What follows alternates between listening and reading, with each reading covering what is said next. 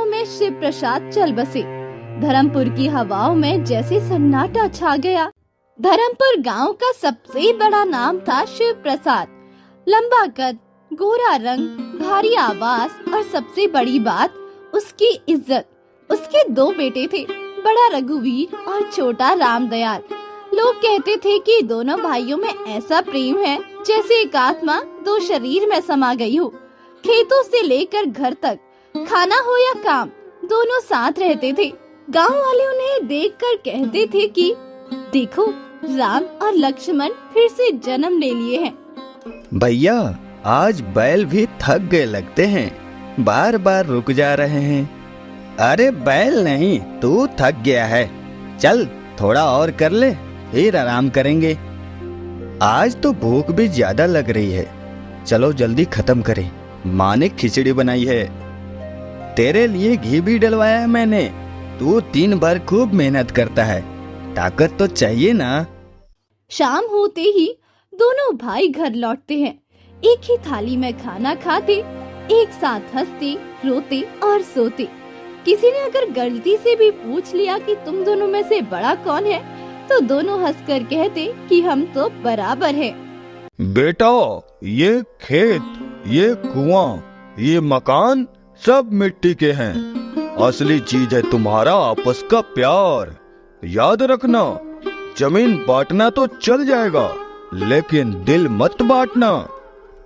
बाबूजी, हम तो एक जान हैं। मैं तो रामू के बिना रह भी नहीं सकता, और मैं तो रोज रात आपके और भैया के बिना सो भी नहीं पाता। आप चिंता मत कीजिए। जैसे जैसे बड़े होंगे जिम्मेदारियां बढ़ेगी, लालच आएगा, लोग बहकाएंगे, मगर अपने भाई के लिए तुम्हारा भरोसा कभी कम मत करना। वक्त धीरे धीरे बहता रहा। दोनों भाई जवान हो गए, एक साथ हल चलाते, एक साथ मंडी जाते। गांव में जिसकी शादी होती, सबसे पहले इन दोनों भाइयों को बुलाया जाता। उनकी एकता ही उनकी ताकत थी, लेकिन समय कभी एक जैसा नहीं रहता। भैया, डॉक्टर को बुलाया क्या आपने? हाँ रामू, सब बुला लिया है, लेकिन बाबूजी अब बहुत कमजोर हो गए हैं। कुछ हो तो नहीं जाएगा ना भैया? कुछ नहीं होगा, बाबूजी मजबूत है, वो हमें छोड़कर नहीं जा सकते। लेकिन किस्मत के आगे किसी की नहीं चलती। कुछ ही दिनों में शिव प्रसाद चल बसे। धर्मपुर की हवाओं में जैसे सन्नाटा छा गया। 2 बेटों की जिंदगी में पहली बार ऐसा सन्नाटा था जिसमें न शांति थी न सुकून। भैया, अब हम दोनों ही हैं एक दूसरे के। बाबूजी की कमी तो कभी पूरी नहीं हो सकती। अब हमें ही उनका नाम और घर संभालना है। तू फिक्र मत कर रामू, हम साथ हैं। कहने को दोनों साथ थे, मगर वक्त के साथ कुछ और भी साथ आ रहा था। वो था बंटवारे का बीज, जो अभी मिट्टी में गहरा था, लेकिन जल्द ही अंकुरित होने वाला था। वो बीज जो धीरे धीरे शिव प्रसाद के जाने के बाद मिट्टी में दबा था, अब अंकुरित होने लगा था। एक ऐसा बीज जो भाईचारे की जड़ें हिला देने वाला था। अब घर में वो शांति नहीं रही जो पहले होती थी। दोपहर की चुप्पी अब बोझिल लगने लगी थी, और शाम की हवा भी अब वैसी ठंडी नहीं लगती थी। अब देखिए जी, बाबूजी की तो मृत्यु को भी 3 हफ्ते हो गए हैं। कब तक सब यूं ही चलेगा? फैसला किस बात का शांता? जायदाद का। अब वो वक्त आ गया है जब सब चीजें साफ साफ होनी चाहिए जी। खेत, मकान, कुआं, बैल, सब कुछ। देखो ना, सब कुछ आप ही के भरोसे है। तो क्या करूं मैं? सब बांट दूं क्या? बांटने की बात मैंने कब की? मैं तो कह रही हूँ कि जो तुम्हारा है उसे अपने नाम करवाओ, और वो सब तुम्हारा ही है।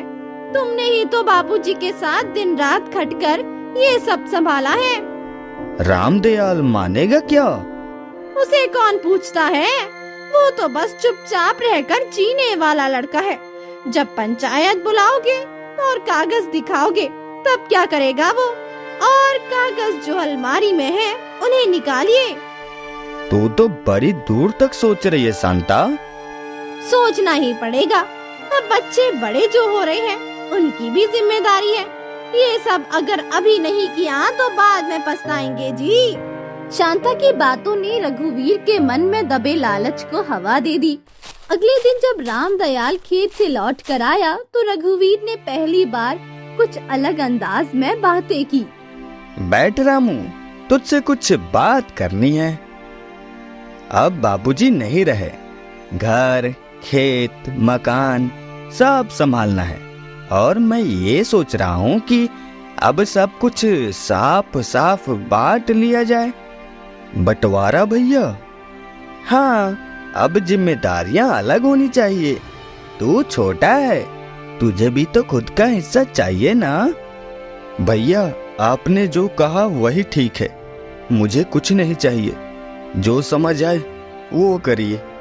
देख, ये तेरी भलाई के लिए ही कह रहा हूँ। मैं चाहता हूँ कि तू अपनी जिंदगी अपने तरीके से जिए और तेरे पास भी कुछ हो। रामदयाल के चेहरे पर भाव कुछ और ही थे। वो जानता था कि उसका भैया बदल गया है, मगर फिर भी उसके दिल में एक कोना अब भी उम्मीद से भरा था। उसे लगता था कि शायद कुछ गलत नहीं होगा, शायद ये सिर्फ औपचारिक बात है। लेकिन उस रात शांता ने पंचायत बुलवाने की तैयारी कर दी थी। तो बताइए रघुवीर जी, आप क्यों पंचायत बुलवाना चाहते हैं? मुखिया जी, अब बाबूजी नहीं रहे, घर और खेत सब संभालना है। मैं चाहता हूँ कि सब कुछ दोनों भाइयों में बांट दिया जाए ताकि आगे कोई झगड़ा न हो। रामदयाल बेटा, तुम क्या कहते हो? मैं तो चुप हूँ मुखिया जी, जो मेरे भैया कहें वही मुझे मंजूर है। फिर रघुवीर ने वो कागज पेश किए जो कभी बाबूजी ने नहीं बनाए थे। नकली दस्तखत, झूठी सीमांकन और गांव के 2 नकली गवाह। किसी ने कुछ नहीं कहा। गांव के लोग सब चुप थे, देख रहे थे और उस पंचायत में खेत, मकान, कुआं, बैल सब रघुवीर के नाम कर दिया गया। तो ये फैसला पंचायत का है। रघुवीर को ज्यादा हिस्सा मिलेगा। रामदयाल को गांव के बाहर की 2 बीघा जमीन और एक झोपड़ी। रामदयाल की आंखों में आंसू नहीं थे, बस सिर झुका था। वो जानता था कि ये वही भैया है जिसने कभी एक रोटी आधी कर उसे खिलाई थी, मगर अब वही रोटी उससे छीन ली गई है। क्यों कुछ नहीं बोले रामू जी? सब कुछ ले लिया उन्होंने, कुछ तो कह देते आप। गौरी, बाबूजी कहते थे दिल मत बांटना। जमीन गई है, दिल नहीं। चल, अब यही घर है, यही जीवन है। रघुवीर ने बंटवारा किया जमीन का, मगर रामदयाल ने अब भी अपने मन में उसे भाई ही माना था।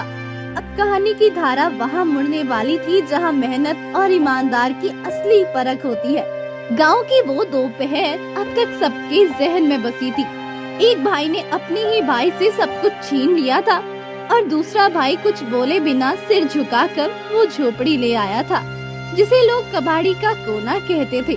पर रामदयाल की आंखों में अब भी नफरत नहीं थी, बस एक भारी चुप्पी थी जो अंदर कुछ बड़ा कह रही थी। रामू जी, हम कहाँ आ गए हैं? वो घर तो हमारा था, बाबूजी की निशानी। घर मिट्टी का हो या ईंट का, बस छत सिर पर होनी चाहिए और जहाँ अपना मन सुकून पाए वही घर होता है।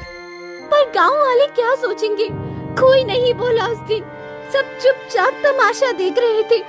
किसी से शिकायत नहीं है मुझे, जो होना था हो गया, अब आगे बढ़ना है। गौरी जानती थी कि रामू के चेहरे पर जितनी शांति दिखती है, उसके भीतर उतनी ही आग जल रही है। लेकिन वो उस आग को काम में बदल रहा था। अब उसका हर दिन सुबह से पहले शुरू होता और रात को देर से खत्म होता। इतनी सुबह क्यों उठे आज? बंजर जमीन को जगाने के लिए सूरज से पहले उठना पड़ता है। मैं भी चलती हूँ आपके साथ। नहीं, तू घर संभाल, ये लड़ाई मेरी है, लेकिन जीत हमारी होगी। रामदयाल हर दिन खेत में खुद हल चलाता, मिट्टी के नीचे गहराई तक जाता। झोपड़ी में न बिजली थी न पंखा, लेकिन फिर भी वहाँ उम्मीद का उजाला था। रामू जी, सोचती हूँ काश बापूजी होते तो देखती कि उनके छोटे बेटे ने क्या सह लिया।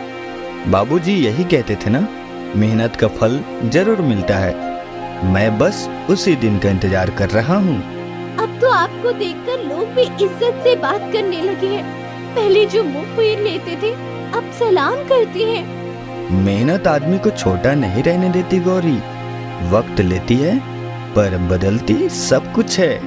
वहीं दूसरी ओर रघुवीर की जिंदगी अब ठहरने लगी थी। खेतों को किराए पर दे दिया था, खुद घर में बैठा रहता। शांता पहले जैसी मीठी बातें नहीं करती थी। उनके घर का माहौल अब पहले जैसा नहीं था। बस आराम करते रहो, खेत से तो आमदनी आई नहीं, किराएदार भी पैसे देने में टालम टोल कर रहे हैं। तो मैं क्या करूं? तुम्ही ने कहा था सब कुछ अपने नाम करवा लो, अब भुगत भी तू ही। मैं भुगत रही हूँ रघुवीर, तुम तो अब कुछ करते नहीं। और सुन लो, अब मैं मायके जा रही हूँ, तुम देख लो अपना। हाँ। जहाँ एक तरफ मेहनत फल देने लगी थी, वहीं धोखे की नींव पर खड़ी दीवारें अब गिरने लगी थी।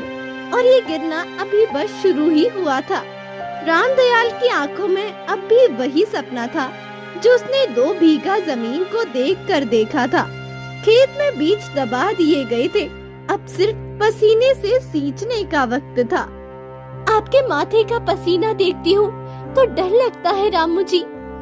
डर मत गौरी, यही पसीना कल फसल बनकर थाली में आएगा। बीज तो दिख भी नहीं रहे हैं मिट्टी में। बीज नहीं दिखते, भरोसा दिखता है, और मैंने मिट्टी में भरोसा बोया है। अगर वो भरोसा ना होगा तो फिर एक बार और मेहनत करेंगे। जब तक मिट्टी टूटेगी नहीं तब तक फसल फूटेगी नहीं। गांव की औरतें कह रही थी अब रामू पगला गया है। पगला गया हूँ ठीक है, लेकिन इस पागलपन में मेहनत है, और मेहनत से बंजर भी हरा होता है। आप दिन भर खेत में रहते हैं, भूख नहीं लगती? लगती है, मगर उससे बड़ा भूख है कामयाबी की। वो अगर मिली तो पेट की भूख अपने आप शांत हो जाएगी। मैं कल से आपके साथ चलूंगी खेत में। नहीं गौरी, तू घर संभाल, तेरे भरोसे से ही मैं इतना कर पा रहा हूँ। पर जब आप थक कर आती हैं, तो दिल करता है कुछ और कर पाती। तू मेरा साथ दे रही है, इससे बड़ा काम और क्या होगा। रामदयाल के हौसले ने उस बंजर जमीन को भी झुकने पर मजबूर कर दिया था। हफ्ते भर बाद जमीन में नन्ही हरियाली की लकीरें दिखने लगी थी। गांव वालों ने जब खेत में हरियाली देखी तो ताज्जुब से देखने लगे। अरे देख तो, ये वही जमीन है ना जो पंचायत ने रामू को दी थी। हाँ, वही 2 बीघा पत्थर जैसी जमीन अब देख कैसे हरी हो गई। रामू की मेहनत ने करिश्मा कर दिया। आज खेत देखकर बहुत खुशी हो रही है रामू जी। तेरा साथ रहा इसलिए कर पाया। भैया अगर ये देख ले तो शायद समझ पाए कि जमीन नहीं नियत जरूरी है। आप अभी उन्हें भैया मानते हैं? दिल से रिश्ता कभी टूटता नहीं। उन्होंने जमीन बांटी थी, मैंने नहीं। मगर उन्होंने आपसे सब छीन लिया। नहीं गौरी, उन्होंने सिर्फ बाहर की चीजें छीनी है, अंदर की ताकत और सच्चाई अब भी मेरे पास है। आपसे हर दिन कुछ नया सीखने को मिलता है। और मुझे तुझसे हर दिन जीने की वजह। धीरे धीरे रामदयाल की मेहनत पूरे गांव में चर्चा बनने लगी थी। लोग अब उसे हिकारत से नहीं, इज्जत से देखने लगे थे। जिनके लिए वो कभी मजाक था, अब उनके लिए प्रेरणा बन रहा था। रामू चाचा, खेत कब आना हुआ? जब मैं खुद मिट्टी में घुल गया। आप हमें भी खेती सिखाओ ना। कभी कभी खेतों से ज्यादा जिंदगी सिखाती है। चलो कल से सुबह खेत में आ जाना। बच्चे भी आपको पसंद करने लगे, क्योंकि अब मेरे हाथ में फावड़ा है और पीठ पर भरोसा। अब तो लगता है जैसे दुनिया बदल रही है। दुनिया नहीं बदली, हमने नजरिया बदला है। अब क्या सोचा है आगे? खेत को थोड़ा और फैलाना है और पास वाले झाड़ियाँ हटानी है। उसके लिए फिर मजदूरी करनी पड़ेगी। कर लेंगे, मेहनत से अब डर नहीं लगता। आप सच्चे किसान हो रामू जी। तू साथ है ना गौरी, इसलिए ये सब संभव हो पाया है। अब तो लोग आपको दूर से नमस्ते करते हैं, क्योंकि अब मेरे हाथ में मेहनत की लकीरें साफ दिखती हैं। और आप आपके नाम की चर्चा भी गांव से बाहर जा रही है। मुझे नाम से नहीं, काम से मतलब है गौरी। आज लाला हरिनाथ कह रहे थे कि रामू अब सच्चा किसान बन गया है। सच्चा किसान बनने के लिए खेती नहीं, ईमान चाहिए।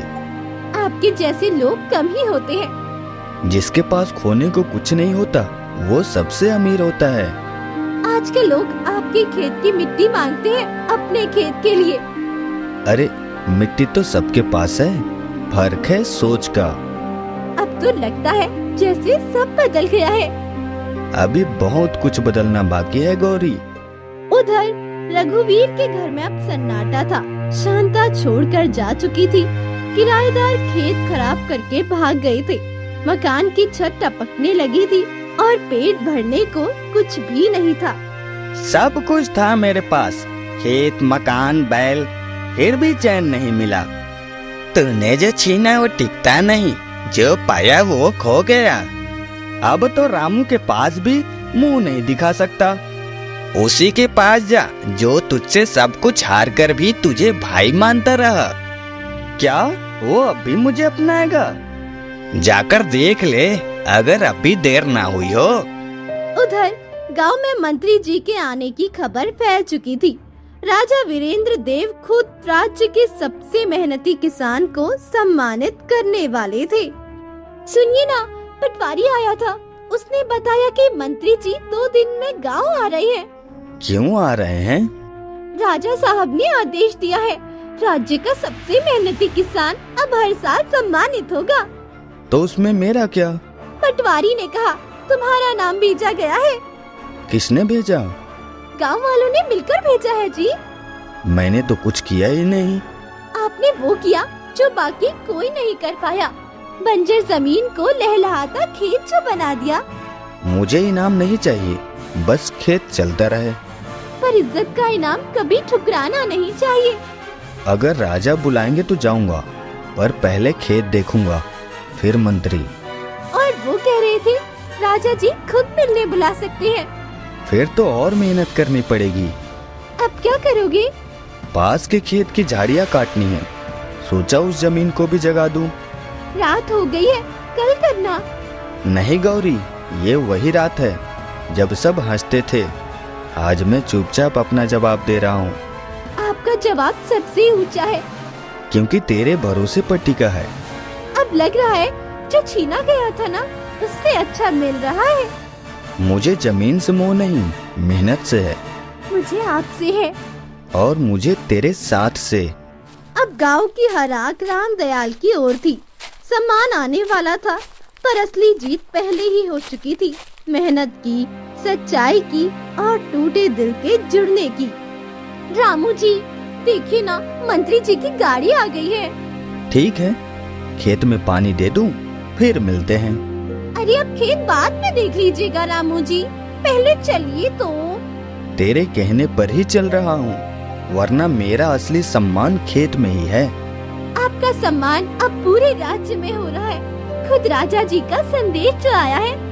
मंत्री जी को क्या कहूँगा मैं? जो हमेशा कहते आए हैं कि मेहनत से बढ़कर कुछ नहीं।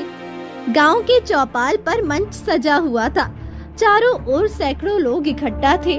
रामदयाल साधारण धोती कुर्ता पहने झोपड़ी से सीधा मंच पर पहुंचा। राजा वीरेंद्र देव की ओर से राज्य के सबसे ईमानदार और मेहनती किसान श्री राम दयाल को ये सम्मान भेंट किया जाता है। रामू भैया जिंदाबाद। मैं तो कुछ भी नहीं हूँ सरकार, बस मिट्टी को मां माना और उससे सीखा। आज से तुम्हारे खेत की देखभाल के लिए सरकार हर महीने यह सहायता देगी और तुम्हें जिले के किसान अधिकारी की सलाह भी मिलेगी। बस इतना ही बहुत है सरकार। अब खेत और तेजी से हरे होंगे। देखा रामू जी, देखा, मेहनत खाली हाथ नहीं गई। तेरे विश्वास की फसल अब पूरे गांव को खिलाएगी। ठीक उसी शाम गांव की सीमा पर एक थका हारा आदमी खड़ा था। मैले कपड़े, सूजी आंखें और कांपते होंठ। वो रघुवीर था। रामू भैया माफ कर दे छोटू, बहुत बड़ी गलती हो गई। आप अंदर आइए भैया, धूप में क्यों खड़े हैं? मेरा कोई हक नहीं इस झोपड़ी पर। जब आपने मुझे झोपड़ी दी थी तब भी मैंने आपको भैया कहा था, आज भी वही हूँ। मैंने सब खो दिया रामू, शांता भी छोड़ गई, खेत बिक गए, मकान गिरवी पड़ा है। आपका दिल अब भी जिंदा है भैया, वही काफी है। मैंने तुझसे सब कुछ छीना और तू मुझे पानी पिला रहा है।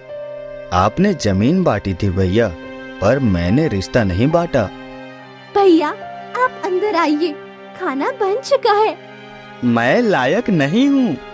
रिश्तों में लायक नालायक नहीं होता भैया, बस दिल साफ होना चाहिए। तू सच में मेरा छोटा नहीं बड़ा भाई है रामू।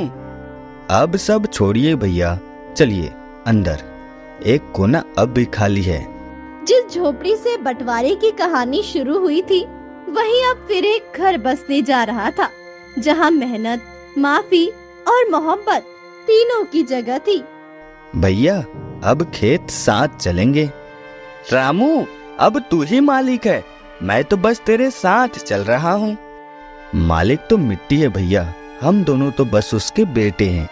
आज दाल के साथ रोटी बांधी है दोनों के लिए, खेत में समय पर खा लेना। बहुत सालों बाद किसी ने प्यार से रोटी दी है। प्यार ही तो इस घर की असली खेती है भैया। ये वही कहते हैं ना जिसे मैं बेकार समझ बैठा था। हाँ भैया, वही इसने मुझे अपनाया, मैंने उस वक्त तुझसे आंखें फेर ली थी और मैंने दिल नहीं फेरा था। अब लगता है मुझे खुद से माफी मांगनी चाहिए। भैया खुद से ज्यादा और किसी से मत मांगना। अब मैं फिर से मेहनत करना चाहता हूँ रामू। शुरू से नहीं, वहीं से शुरू करो जहाँ छोड़ा था। अब अगर तेरी तरह सोचूंगा तो शायद चैन मिलेगा। गांव के लोग चुपचाप सब देख रहे थे। जो दो भाई एक वक्त एक दूसरे से नजर नहीं मिलाते थे, आज वो एक साथ मिट्टी में घुसकर हल चला रहे थे। अब देखो रघुवीर भी बदल गया, रामू की मोहब्बत ने ही बदल दिया। सच्चा रिश्ता कभी टूटता नहीं। भैया थक गए क्या? इतनी थकान तो तब नहीं होती थी जब लालच करता था। अब मेहनत की थकान है, ये सुकून देती है। आज मुझे पहली बार मिट्टी से अपनापन महसूस हुआ। अरे दोनों के मुंह देखिए, मिट्टी से पुते हैं। हम किसान हैं गौरी, हमारे चेहरे पर यही श्रृंगार होता है। और तेरे जैसे भाई का साथ होना, इससे बड़ी दौलत नहीं। उधर राजधानी से राजा वीरेंद्र देव का संदेश आया। रामदयाल और उसके खेत की उन्नति पर राज्य का विशेष दल निरीक्षण करने आ रहा था। सुनिए, पटवारी फिर आया था। अब क्या कहा उसने? राजा साहब की तरफ से लोग आएंगे आपके खेत देखने। फसल देखनी है या आदमी? फसल भी, और वो आदमी भी जिसने बंजर को सोना बनाया। भाई अब तो तेरे साथ राजा भी खड़ा है। मगर मुझे आज भी सबसे बड़ा सम्मान तब मिला जब तू लौट कर आया। तेरे जैसा भाई मिले तो राजा बनना क्या, भगवान भी झुक जाए। अरे रघुवीर, अब तो छुपने की जगह भी मिल गई क्या? मुखिया जी आप? भैया कौन है ये? अरे ये तुम्हारे भैया ने हमसे 3 साल पहले 140 रुपए लिए थे। बोले थे 1 महीना में लौटाऊंगा और फिर गायब। मुखिया जी उस वक्त हालात ठीक नहीं थे, अब तो हालात अच्छे लगते हैं। सुना है राजा तक तुम्हारे दरवाजे भेज रहा है। मुखिया जी बात का तरीका थोड़ा नरम रखिए, गलती हो सकती है लेकिन गाली नहीं। रामू तू बीच में मत पड़, तू तो अब राजा का आदमी हो गया है। न राजा का हूँ न रंग का, मैं अपने खेत का आदमी हूँ। मुखिया जी जो उधार लिया था मैं लौटाऊंगा। कब? फिर 3 साल लगाओगे? भैया कितने पैसे हैं? अब तो ब्याज जोड़कर 220 हुए। अभी दूं क्या? नहीं रामू तू नहीं देगा, ये मेरी गलती थी। घर में कुल 100 ही बचे हैं रामू जी। ठीक है, आधा अभी दे देंगे, बाकी खेत से फसल निकले तो पूरा कर देंगे। और अगर नहीं दिया तो ले जाना, मुझे मजदूरी करूंगा पर पैसा लौटाऊंगा। मुखिया जी, आदमी की नीयत देखिए, वक्त नहीं, खेत में खून बहाया है हमने। ठीक है, 10 दिन में बाकी दे देना, वरना पंचायत में ले जाऊंगा। लाइए, ये 100 अभी लीजिए। ठीक है, बाकी का इंतजार रहेगा। और हाँ, अब छुपने की कोशिश मत करना। मुखिया चला गया, लेकिन रघुवीर का चेहरा उतर गया था। उसे अब अपना बीता वक्त काटने लगा। रामू, तूने मेरे लिए जो किया मैं जिंदगी भर नहीं भूलूंगा। भैया, भाई के लिए किया है, आप होते तो आप भी यही करते। पर अब मुझे खुद भी मेहनत करनी होगी, तुझ पर बोझ बनकर नहीं रह सकता। तू साथ दे दे भैया, बस वही काफी है। और अब राजा के लोग भी तो आने वाले हैं, खेत को और अच्छा बना लीजिए दोनों। हम दोनों मिलकर मिट्टी को सोना बनाएंगे और फिर उसमें से कुछ हिस्सा उस उधारी के लिए अलग रखूंगा। गांव में अब बातें फिर से होने लगी थी। कोई कहता रामू बड़ा आदमी बन रहा है, कोई कहता अब उसके दरवाजे पर भी मुखिया खड़ा हो गया। मगर रामदयाल की चाल वैसी ही रही, सीधी, सरल और सच्ची। रामू, अगर तुझे मैं तब ना ठगता तो शायद ये दिन भी पहले देखता। शायद नहीं भैया, जो होता है वही सही होता है। अब लगता है हर गलती एक सबक बन गई है, और हर सबक ने तुझे मुझसे फिर जोड़ दिया। अब तेरा ये भरोसा कभी नहीं टूटेगा। मुझे भरोसा नहीं चाहिए भैया, बस तेरा साथ चाहिए। रामू जी, पानी लाई हो, जरा सुस्ता तो लीजिए। अभी नहीं गौरी, खेत की एक मेड़ बाकी है। गौरी, तुम 2 गिलास और लाना, आज तो पूरा पसीना निचोड़ गया। बस ध्यान रखना, अब सरकार के लोग आने ही वाले हैं। सरकार तो बाद में देखेगी, पहले हमें खेत देखना है। तभी एक बैलगाड़ी खेत की ओर दिखती है। गाड़ी में 2 लोग हैं, एक पटवारी और दूसरा एक दरबारी वेश में राजकीय अधिकारी। रामदयाल जी, यही है ना आप? जी, मैं ही हूँ। हम राजा वीरेंद्र देव के प्रतिनिधि हैं, हमें आपके खेत का निरीक्षण करना है। आइए साहब, जो कुछ है सब यही है। हमें बताया गया था कि ये जमीन कभी बंजर थी। बिल्कुल साहब, यही 2 बीघा जहाँ अब हरियाली है। कितने समय से इसे उपजाऊ बनाया? साल भर लगा साहब, रोज सुबह से रात तक मिट्टी से बात की है। और मदद किसकी रही? बीवी ने भरोसा दिया और भाई ने फिर से साथ। राजा साहब ने आदेश दिया है कि ऐसे प्रेरणा देने वाली मेहनत को दरबार में बुलाया जाए। साहब, मैं, आप और आपका पूरा परिवार दरबार में आमंत्रित है। साथ ही इस खेत के राजकीय आदर्श खेत घोषित किया जाएगा। रामू जी, आपने तो कुछ मांगा भी नहीं। जब मांगते नहीं तब मिलना शुरू होता है। अब तो मैं सच में तुझ पर गर्व करता हूँ रामू। भैया, आज जो मिला है उसमें तेरा भी हाथ है। रामदयाल की झोपड़ी अब भी झोपड़ी थी, मगर वहाँ की खुशबू अब पूरे राज्य में फैलने लगी थी, मेहनत, भरोसे और भाईचारे की।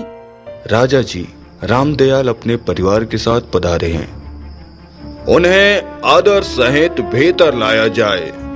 रामदयाल, सिर मत झुकाओ, आज हमारा सिर ऊंचा किया है तुमने। महाराज, हम तो बस मिट्टी से रिश्ता निभा रहे थे। वही रिश्ता तो सबसे बड़ा है। तुमने जिस बंजर जमीन को फसल दी, उसी ने तुम्हें यहाँ तक पहुँचाया। महाराज, हमने कभी भी नहीं सोचा था कि झोपड़ी से सीधा राज दरबार आएंगे। तुम्हारा हक है ये सम्मान, एक सच्चे नागरिक और सच्चे किसान का हक। महाराज, अगर इजाजत हो तो एक बात कहूँ? बिल्कुल कहो। मैं कभी अपने भाई से सरिया करता था, मैंने ही उसे सब छीना था, पर वो फिर भी मुझे भाई मानता रहा। ऐसी सोच ही असली परिवर्तन है। तुमने जो कहा वही तो असली सीख है। महाराज, मैंने सिर्फ इतना किया कि मिट्टी से मोहब्बत रखी। उसी मोहब्बत ने मुझे वापस सब दे दिया। आज से तुम्हारा खेत राज्य का आदर्श खेत कहलाएगा। तुम्हें हर महीने सहायता दी जाएगी और तुम जैसे किसानों को सिखाने की जिम्मेदारी भी तुम्हारी होगी। मैं हर गरीब किसान के साथ वही करूंगा जो मेरी मिट्टी ने मेरे साथ किया। अब कोई और रामू किसी झोपड़ी में भूखा ना सोए, यही सपना है हमारा। तुम्हारी बातों ने आज राजसी सभा को भी नम कर दिया। राजा ने अपनी अंगूठी उतार कर रामदयाल को भेंट की और गले लगाकर कहा, अगर हर आदमी तेरी तरह सोचने लगे तो ये धरती स्वर्ग बन जाए। रामू भैया, पहचानते हो? हाँ मुखिया जी, कैसे भूल सकते हैं। जो किया उसका अफसोस है, मगर आज आपको सलाम करता हूँ। मुखिया जी, जो बीत गया उसे अब मिट्टी में दबा दीजिए। आगे का रास्ता देखिए। अब रामदयाल की झोपड़ी एक प्रेरणा बन चुकी थी। वहाँ सिर्फ फसल नहीं, इज्जत, भाईचारा और इंसानियत उगती थी। रामू जी, अब सब कुछ मिल गया है, सब कुछ। नहीं गौरी, सब कुछ नहीं। अब किसी और के जीवन में उम्मीद बोने की जिम्मेदारी मिल गई है। तू अब सिर्फ मेरा भाई नहीं, इस गांव का गुरु बन गया रामू। मैं कुछ नहीं भैया, बस मिट्टी का बेटा हूँ और रहूं।